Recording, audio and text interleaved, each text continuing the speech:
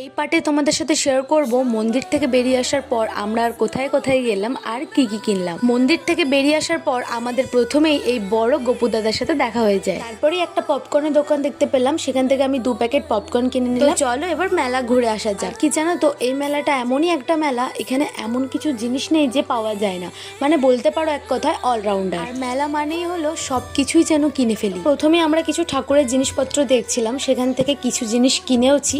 ওখান থেকে বেরিয়ে আসার পর চোখ গেল এই কাঠের পুতুলগুলোর দিকে। শুধু পুতুলই নয়, তার সাথে গৌরনিতাই আছে, আরো অনেক কিছু ছিল। আর জানো, এই যে কাঠের গৌরনিতাইগুলো দেখছো, এগুলো মাত্র 10 টাকা করে পিস। আর মা লক্ষ্মী পুজোর জন্য 2টো প্যাঁচা নিয়েছিল, আর তার সাথে আমি এই গোপীনাথটা নিয়েছিলাম। কাঠের সাথে সাথে ওখানে অনেক রকম মাটিরও জিনিসপত্র বিক্রি হচ্ছিল, মাটির কাপ, প্লেট, তার সাথে নানান রকম মূর্তি, আরো অনেক কিছু। তারপরে মা তালপাখার 2টো পাখা কিনলো, আর এই তালপাখার হাওয়া কিন্তু খুব ঠান্ডা হয়। তারপরে গেছিলাম একটা ক্লিপের দোকানে, ওখানে ক্লিপগুলোও কিন্তু অনেকটাই কম দামে বিক্রি হচ্ছিল, তাই আমি 2টো নিয়ে নিয়েছিলাম।